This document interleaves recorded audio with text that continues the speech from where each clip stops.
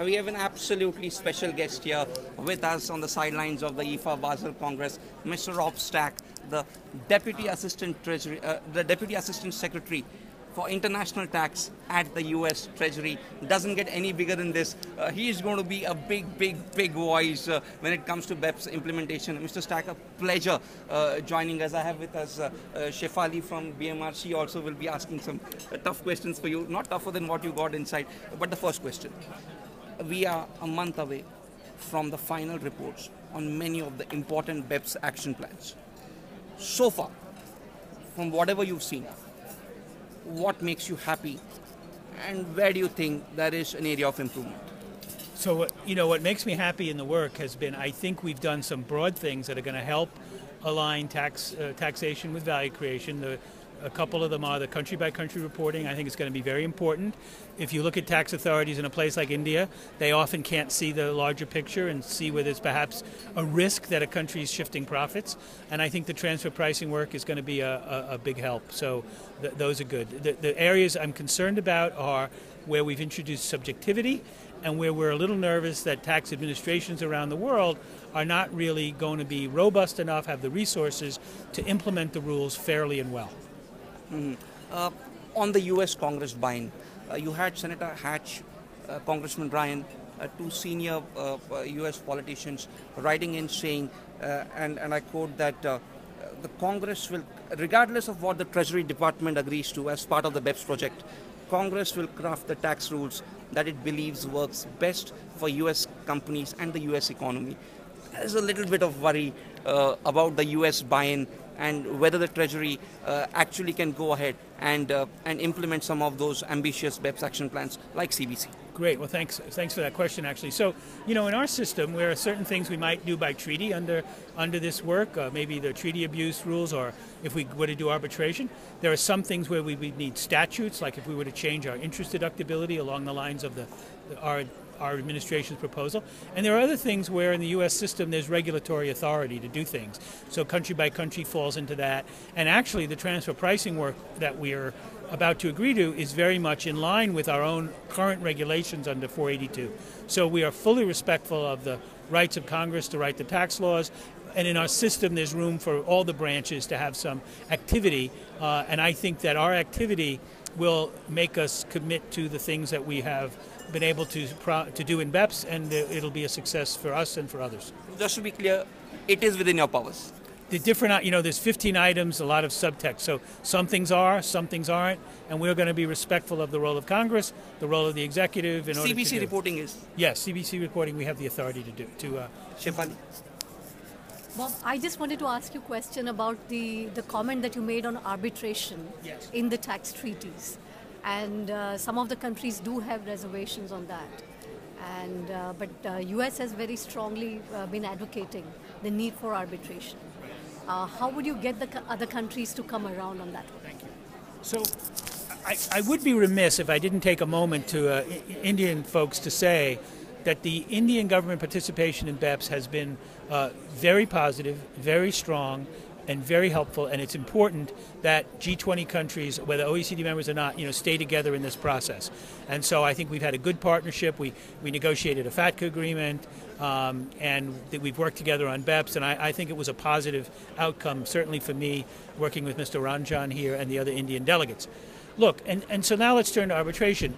I think it was not realistic to come into the BEPS process and expect that overnight, India would adopt arbitration. I've talked to Mr. Ranjan about this. Sometimes in other countries, there's suspicion about who these arbiters will be. Will we really be buying into somebody else's preconceived views? What is the type of arbitration that can be done? So instead, being respectful of those differences, we step back. And there are other countries that are willing to do it, but it's not yet in their treaties.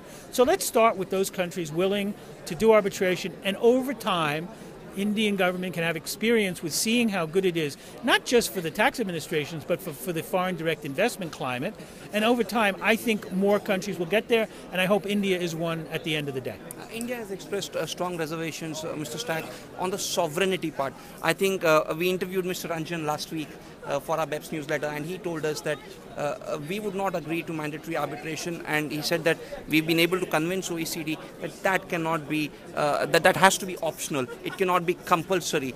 You would like it to be compulsory, and how would you like to address India's concerns that it impinges on a nation's sovereignty? So I think, first of all, Mr. Ranjan is right that it is not going to be compulsory in this project, and the United States acceded to that because every country has basically a veto in BEPS, and that was an India issue, so they had the right to raise it as they did, and we're taking a longer view, number one. Number two, if you think about sovereignty, if two competent authorities are compromising a case under the treaty, in our view, that, of course, this is an Indian question, but I think what we have to ask ourselves is that any more an impingement of sovereignty to settle a case that your auditors have brought than to have the two competent authorities turn to a third party and say, help us settle the case? So we think over time we can demonstrate to countries that the sovereignty issue is not as great as they think, but that's going to be a process that will take time, and I'm fully respectful of Mr. Ranjan's view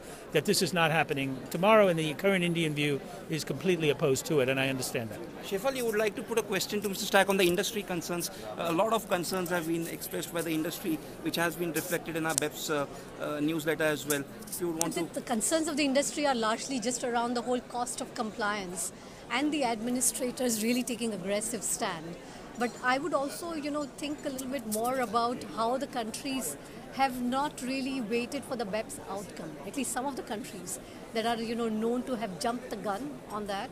And is there any thought process on, how to align all the countries and their actions with the BEPS conclusions? Yeah, I think the uncoordinated action among different regulators, for example, the UK's diverted profit tax, that is a common worry among many multinational companies. Yes, it's a concern of mine as well. I think there are two kinds of actions that might have been taken in anticipation of BEPS. Some are kind of in line with work we're going to be doing. Maybe it's interest limitations.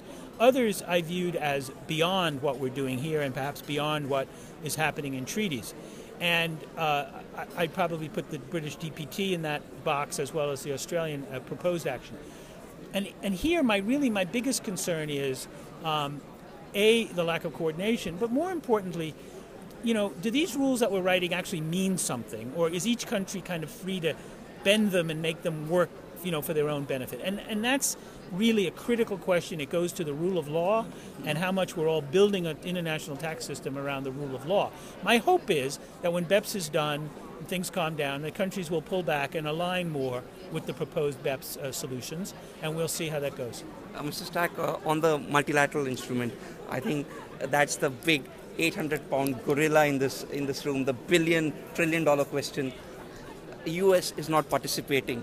And you had one of the leading tax experts, Philip Baker, who wrote for us saying that that the political atmosphere in the US might not be conducive to a positive outcome on BEPS. And he cautioned that there would be a real problem of tax competition if the US does not implement BEPS.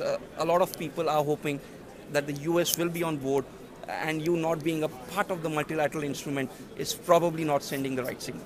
Thank you. Well, look, as I said in the room, we're not in it yet. And the one big issue for us in the multilateral is arbitration. We're going to be very engaged substantively in arbitration.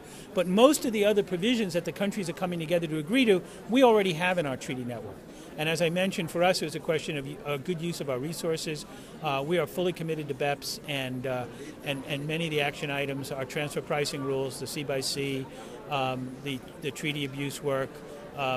So I feel like, we're full players and we're going to be full participants. Thank you very much. I think it's been very helpful. Yeah, one question on the atmosphere.